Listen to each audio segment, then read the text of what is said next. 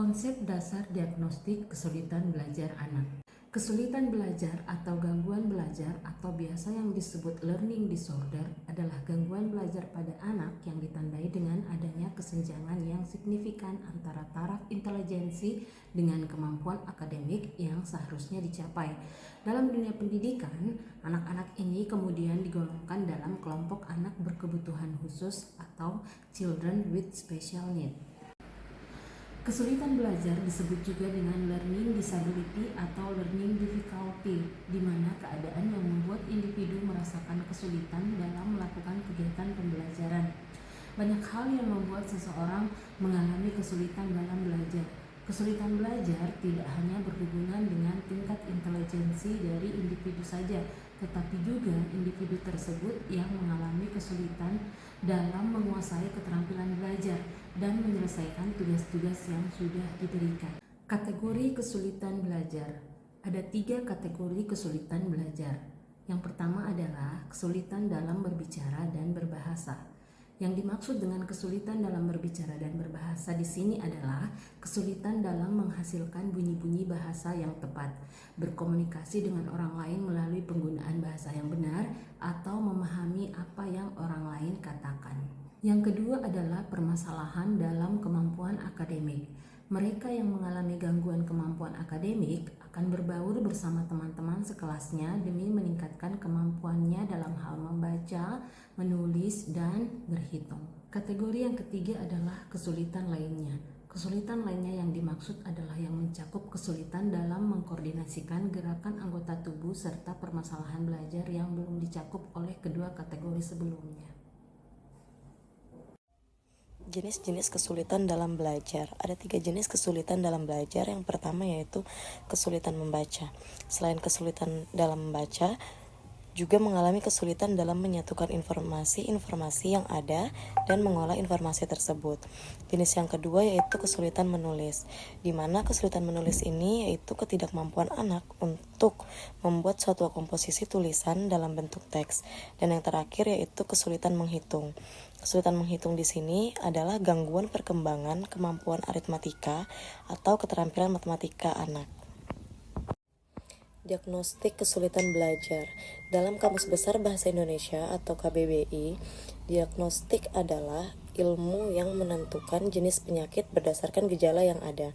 Sedangkan diagnosis adalah penentuan jenis penyakit dengan cara meneliti atau memeriksa gejala-gejalanya. Banyak ahli yang mengemukakan pendapatnya mengenai pengertian diagnosis. Salah satu di antaranya yaitu menurut Hariman dalam bukunya Handbook of Psychological Term, diagnosis adalah suatu analisis terhadap kelainan atau salah penyesuaian dari pola gejala-gejalanya. Sedangkan menurut Webster, diagnosis sendiri diartikan sebagai proses menentukan permasalahan kelainan atau ketidakmampuan dengan ujian, dan melalui ujian tersebut dilakukan suatu penelitian yang hati-hati terhadap fakta-fakta yang dijumpai. Yang selanjutnya untuk menentukan permasalahan yang dihadapi. Oleh karena itu, diagnosis kesulitan belajar merupakan proses menentukan masalah atau ketidakmampuan anak dalam belajar dengan meneliti latar belakang penyebabnya atau dengan cara melihat gejala-gejala kesulitan belajar yang tampak pada anak tersebut.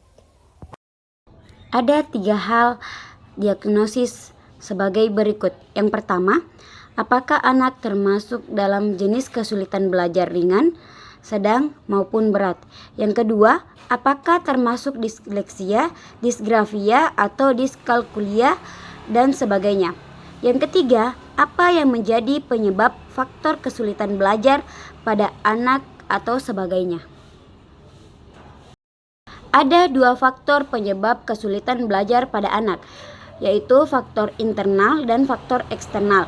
Faktor internalnya yaitu berasal dari dalam diri anak tersebut, di mana yang tergantung pada perkembangan fungsi otaknya. Yang kedua, faktor eksternal. Faktor eksternalnya yaitu mempengaruhi kondisi lingkungan sekitar pada anak. Ada beberapa faktor internal seperti daya ingat rendah, terganggunya alat-alat indera, usia anak, jenis kelamin, kebiasaan belajar atau rutinitas, tingkat kecerdasan, minat, emosi, motivasi atau cita-cita, sikap dan perilaku, konsentrasi belajar, kemampuan unjuk hasil belajar, rasa percaya diri, kematangan dan kesiapan, atau kelelahan. Sedangkan faktor eksternalnya yaitu faktor keluarga, faktor sekolah, dan faktor masyarakat. Mengatasi kesulitan belajar anak. Efektivitas dan efisiensi dalam mengatasi kesulitan belajar dapat diidentifikasi dengan beberapa indikator. Ada 7 indikator penting yang dapat digunakan untuk mendapatkan efektivitas belajar siswa, yaitu yang pertama, kecermatan penguasaan perilaku atau yang sering disebut dengan tingkat kesalahan kerja. Yang kedua, kecepatan unjuk kerja atau efisiensi waktu. Yang ketiga, kesesuaian dengan prosedur. Yang keempat, konsistensi dalam perilaku. Yang kelima, kualitas kerja. Yang keenam, kuantitas hasil kerja. Yang ketujuh, ketepatan waktu dalam menyelesaikan tugas. Untuk mengetahui efektivitas belajar siswa, ada 3 aspek efektivitas belajar siswa, yaitu yang pertama, aktivitas siswa selama pembelajaran baik. Yang kedua, respon siswa terhadap kegiatan pembelajaran positif. Yang ketiga, hasil belajar siswa tuntas secara klasikal.